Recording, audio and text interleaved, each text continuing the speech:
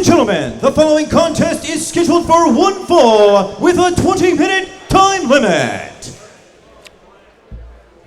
Hope you fans appreciated that look down memory lane during our live intermission as we're back with more IWC action.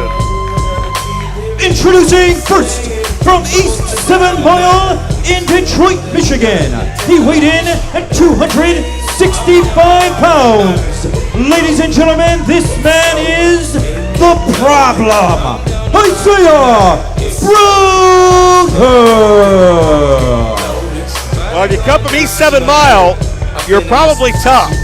And if you've been in IWC and challenged IWC champion Bill Collier, you're double tough. And that's what this 6'2", 265-pounder has been able to do in his IWC career. Just a couple of appearances, but already really cemented himself as a major force. And when you go after the biggest dog in the fight and take it to him, that says something about yourself. Uh-oh. Kids has street cred now, I think. Is that how it works? Maybe not. Good look for him, though. He should get those sunglasses he wore that one summer.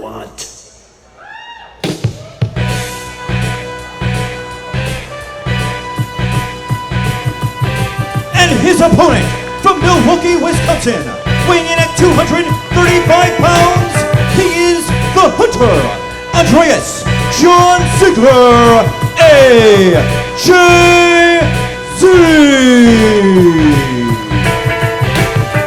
I've seen AJZ a few times around the country. In Chicago, I believe he's had some time in OVW recently as well, down in Louisville. But Andreas John Ziegler is quite a physical specimen, but AJZ's a little more rugged than the last time I saw him. He calls himself the Hunter, and if he's hunting the best in competition, he came to the right place. You get a pose down, too, along with that.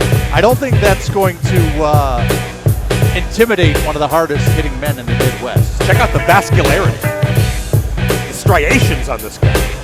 That's a dictionary word right there. Well, there's a lot of words in the dictionary, but that is one of them.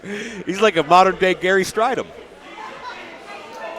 For our fans curious, you can Google that reference. And you can also use 6PGH Classic on social media. That is 6TH. Now it's in the top left of your screen. Thank you for your lazy explanation of the hashtag and for reaffirming the fans can use Google. And don't Google image search that. Well, you might have been having those unregulated beans earlier from Why are you Sam talking Handem. about the beans? Sam Handem, a new high-stakes champion. Congratulations. Maybe somebody who's going to carry that title with some professionalism and respect around here and not think all about himself. Well, there have been a lot of professional high-stakes champions. There have been, but some of them just can't get over the fact that sometimes in wrestling you lose. I'll be damned. No, he was not one of the high-stakes champions. I'll be damned was not. Neither was Chris Capela, but he's here tonight. Isaiah Broner and Andreas John Ziegler, two athletes. This is AJZ's debut here in IWC. It is Isaiah Broner's return. But this, I mean, the old Gorilla Monsoon cliche, irresistible force, immovable object, these are two heavy hitters. And we saw what Broner was able to do to big-time Bill Collier, as IWC fans know, the man that a lot of people said could maybe never be beat. And I will go on record and say I think Broner had his number. Might have been a victim of circumstance. Collier found that extra gear, but Broner could be the IWC World Heavyweight Champion right now. Absolutely could be. And could have another opportunity at that into 2024. Oh, AJZ went back to his roots and rediscovered himself. Actually grew up on a farm north of Milwaukee. So straight out of the silo here into the wrestling ring. Tip up and over. You know, there's definitely a different kind of strength that comes from living on a farm. Case in point, Brock Lesnar. That's true. And springs in with a DDT is AJZ. Nicely done. AJZ 235 pounds announced as, but deceptive agility as well. This guy's a great athlete. And dropped down across the knee was Broner. who needs a break. You look at the size, the thickness of the chest of AJZ, and then you look at his waist size. I mean, it seems out of proportion. This guy's in such good shape. He's like an action figure. Well, we're going to have to see if he's a stretch Armstrong. Oh, wait a minute. 2 count only. Could be a victim of being a stretch Armstrong if Broner has his way. Throws those shots. A man that can just rip your limbs off. Well, Broner can do that as well. Keep in mind, Broner did just survive Bill Collier. He survived Bill Collier in a steel cage. I mean, Collier had to take apart the ring at one point to beat Broner. I think the ring was coming apart already when those two bulls collided, but Broner, his shoulder may be coming apart in that ring post. AJZ doing a smart job here of neutralizing this powerhouse, and AJZ, I think, realizes that Broner's pet maneuver is that lariat, that call of God. And if Broner doesn't have that full mobility and that dexterity on the arm and shoulder, he may not be able to hit that. Well, that's a smart strategy. AJZ came here to win and to, I mean, I know it's his debut here in IWC, but a win over Isaiah Broner, certainly you'd have to at least discuss an opportunity for championship gold. Broner calls himself the problem. We'll see if AJZ is the solution to that problem. Count out attempt here as AJZ is not giving chase. Wise move or not? Well, you know, he could be just sizing up Broner and trying to pick his spot, but you don't want to give Broner the chance to move, to really find a way to recover. And AJZ doing the smart thing. Was that kinesio tape? Well, it was. Yeah, ripping it off. That tape, a medical tape designed to keep the shoulder in place. And AJZ looking to pop it out. Look at the way that arm is contorted.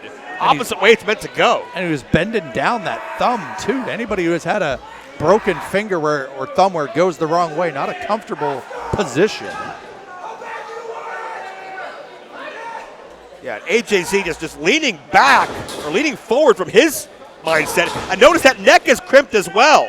The head and shoulder of Broner is being separated from one another. Such an uncomfortable position.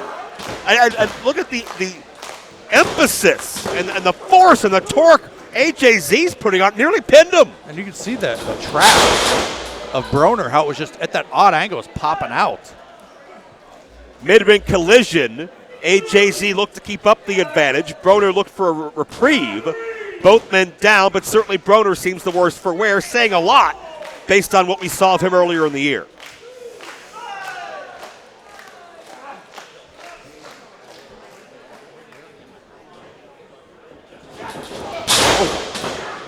Broner the elbow, second time. Trying to build something.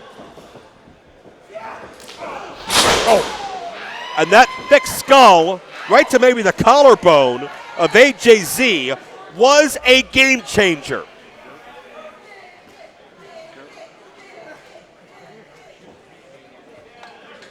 Talked about Ziegler being an action figure, almost. Twisting neck breaker in that elevated position. I don't know if I've seen that before. That could do it. AJZ kicks out. I was going to say, could have a crash test dummy, as many do when they're in there with Isaiah Broner. Broner trying to build some momentum. Maybe looking for that call of God. Ziegler had it scouted, elevates him up, and open hand shot on the way down. Into the hook of the leg. Is that going to be enough? No, foot on the rope. Great wherewithal by Official Williams. I'm going to have to wonder how much damage was done to AJZ on that shot. Well, I mean, that's like punching and attacking a brick wall. But the hunter continues to stalk his prey. Is he hunting IWC gold? Is he hunting the upper echelon? It could begin here, but a sidestep by Broner sends AJZ to the outside, and this matchup on the floor, it's advantage problem, that's for sure.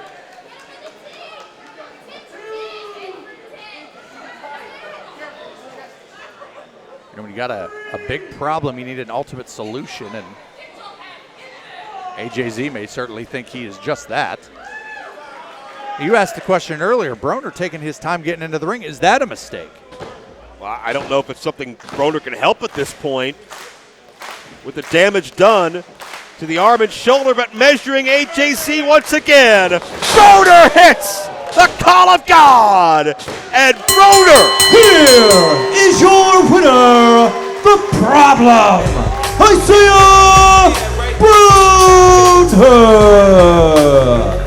Isaiah Broner could be our problem for a lot of competitors in IWC in 2024.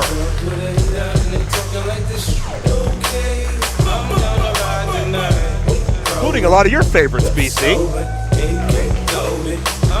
I haven't done anything, Isaiah Broner. You have? I'm not suggesting that you're the cause of it. I'm suggesting that everybody in the IWC better be on the lookout if you see this man's name on the card. Well, we could see him in February. You could very well see him. He could be part of the reset button, and he can challenge for any of the IWC titles. And if his name comes up on the screen, clutch that title tight. It may be the last time you get a chance to.